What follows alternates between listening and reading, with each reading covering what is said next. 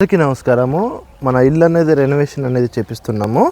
యాక్చువల్గా మనకున్న ప్లేస్ మొత్తం వచ్చేసి కూడా 2 కుంటలన్నర మనకి పడమర ఫేసింగ్ ఇది.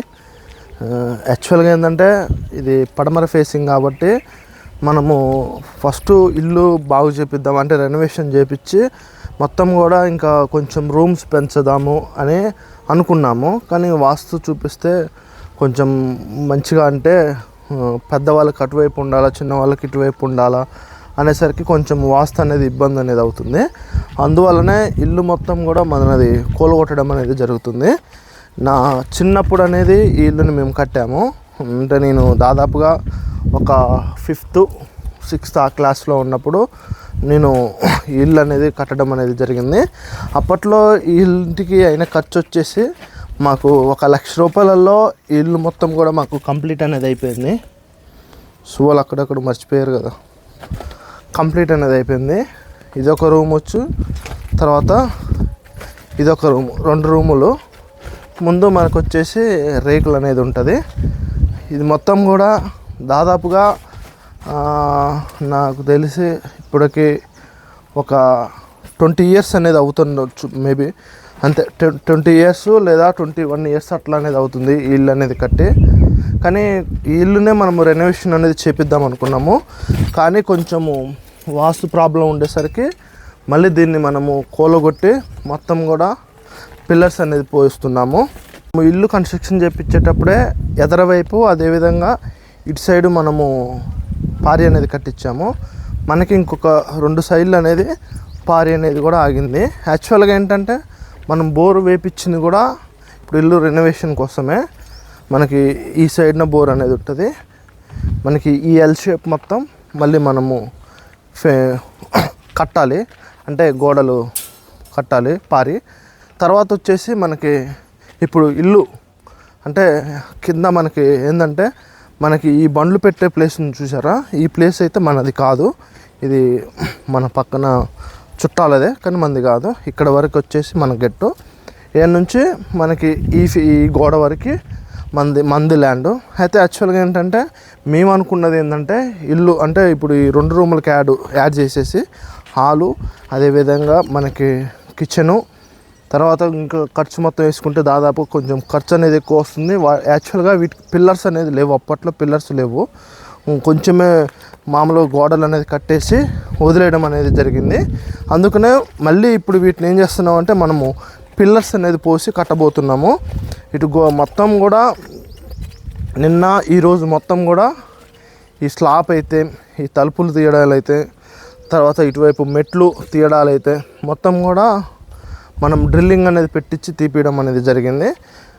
తర్వాత వచ్చేసి ఇప్పుడు ఇల్లును కూలగొట్టి ఈ ల్యాండ్ని మొత్తం కూడా మనం సదనం అనేది చేపించిన తర్వాత ముగ్గు అనేది పోస్తాము. తొందరలో మనము ఇల్లు అప్డేట్ అనేది కూడా ఇస్తాను, అంటే ఎన్ని గదులు కడుతున్నాము, మ్యాప్ ఏంటి అనేది కూడా నేను తొందరలోనే మీకు అనేది చెప్తాను. ఎందుకంటే ఇది వాస్తుని బట్టి మనం కట్టాలి కాబట్టి వాస్తు అంటే అయ్యగారు ఎలా ఈ ప్లేస్కి తగ్గట్టు ఎలా వాస్తు వస్తే నేను ఎట్లా వస్తుంది అనేది కూడా మ్యాప్ అనేది కూడా నేను తొందరలో మన ఛానల్లో అప్లోడ్ అనేది చేస్తాను.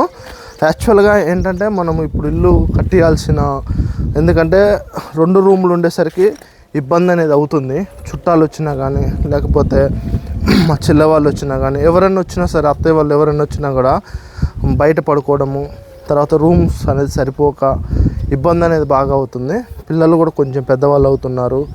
మళ్ళీ అట్లానే ఉద్దేశంతో అసలు ఇల్లు కట్టకుండా మామూలుగా రెనోవేషన్ చేపియాలి, అంటే బాగు చేపియాలన్న ఉద్దేశంతో మనం ప్లానింగ్ చేసాం. కానీ అది ఇవాళ ఇల్లు కూల్చేయడానికి అనేది వచ్చింది. అంటే మనం అనుకున్నది వేరు, ఇక్కడ జరిగేది వేరు. ఎందుకంటే కొంచెం వాస్తుకి అనుకూలంగా లేదు. ప్లస్ ఏంటంటే రెనోవేషన్ కూడా ఖర్చు అనేది ఎక్కువ అవుతుంది. ఎందుకంటే ఇప్పుడు మెయిన్ స్టాండర్డ్ ఏంటంటే పిల్లర్స్ అనేది కూడా వీటికి లేవు కాబట్టి మనం ఒకవేళ ఆ మూల 4 వైపులు కూలగొట్టి మళ్ళీ పిల్లర్స్ లేపినా కూడా అంత స్టాండర్డ్ అనేది ఉండదు. మళ్ళీ ఇక్కడ వరకే మనకి 2 గదుల వరకే స్లాబ్ అనేది ఉండేది, పైన రేకులు అనేది ఉండేది. అయితే ఇప్పుడు మనం కట్టే రూమ్స్ కూడా మనము స్లాబ్ అనేది పోయాలంటే మళ్ళీ జాయింట్ స్లాబ్ అనేది అవుతుంది. కొన్నం సెట్ అవుతాయి స్లాబ్లు, కొన్నం సెట్ అవ్వవు. సెట్ అవ్వని స్లాబ్లు ఏమవుతాయంటే తేమ రావడము, తర్వాత తేమ వచ్చి వాటర్ కారడం అనేది జరుగుతుంది. ఆ ఉద్దేశంతో ఇంకా ఖర్చులో ఖర్చు అన్నట్టుగా ఇల్లు రెనోవేషన్ అనేది అంటే కొత్తది అనేది కట్టబోతున్నాము. మా ప్లానింగ్ ఏంటంటే కింద మొత్తం వదిలేసేసి పై ఫ్లోర్లో ఇల్లు కడదాం అనుకుంటున్నాము. ఎందుకంటే కింద మన వెహికల్స్ పెట్టుకోవడానికి వర్షం వచ్చిన తర్వాత మళ్ళీ ఏదన్నా వచ్చిన చికాకు అవుతుందని, వర్షం వచ్చినప్పుడు బండ్లు తడవకుండా ఉండడానికి అనేది కింద ఫ్లోరు మొత్తం మన వెహికల్స్కి అనేది కేటాయించబోతున్నాము. పైన మాత్రం ఇల్లు అనేది కూడా కట్టబోతున్నాము. చాలామంది అనుకుంటున్నారు ఇల్లు కన్స్ట్రక్షన్ చేస్తే అంటే పాతదే బాగు చేస్తే ఖర్చు తక్కువ అవుతుంది అనుకుంటున్నారు. నాకు తెలిసి అయితే ఇప్పుడున్న పలంగా ఇల్లు బాగా చేయాలన్నా దాదాపు ఒక 25 లక్షలు అనేది మనకు ఖర్చు అనేది వస్తుంది మనం అనుకున్నట్లుగా.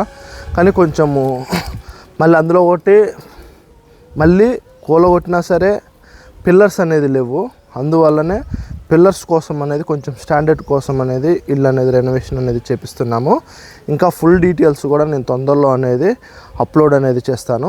ఓకే, అక్కడ ఒక కిటికీ, ఈడొక కిటికీ, తర్వాత ఇక్కడ ఒక తలుపు, ఇటువైపు ఒక తలుపు, తర్వాత ఈ రూమ్లో వచ్చేసి మనకు సెల్ఫ్, తర్వాత ఈడొక కిటికీ, ఇట్లా ఈడొక కిటికీ, ఆడొక తలుపు, ఆడొక తలుపు, ఈ స్లాపు, తర్వాత ఇక్కడ ఒక మనకి బల్ల అనేది వస్తుంది, అంటే సన్న సైడ్లు అంటారు ఏమన్నా పెట్టుకోవడానికి.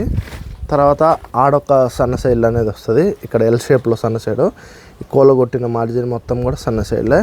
ఈ స్లాపు తర్వాత ఇవన్నీ అంటే ఈ దర్వాజులు అయితే ఇవన్నీ తీయడానికి మనకి దాదాపుగా 14,000 ఖర్చు అనేది వచ్చేసింది. అంటే అన్ని ఖర్చులు పోను, ఓన్లీ మనకి వాళ్ళు పైన ఉన్న తీగ అనేది కూడా తీసివ్వడానికి, తర్వాత ఈ కిటికీలు తీయడానికి, బల్లాల తీగ తీయడానికే మనకి 14,000 ఖర్చు అనేది వచ్చింది. మనం అనుకున్నది ఒకటైతే జరిగింది ఒకటి.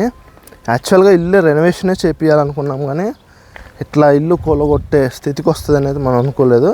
కానీ మనం కూడా స్టాండర్డ్గా కట్టుకోవాలి, తర్వాత మళ్ళీ పిల్లర్స్ లేకుండా మళ్ళీ ఇల్లు బాగా చేయించినా ఎప్పటికైనా ఇబ్బందే అన్న ఉద్దేశంతో పిల్లర్స్ లేవు కాబట్టి మొత్తం కూడా కూలగొట్టడం అనేది జరుగుతుంది.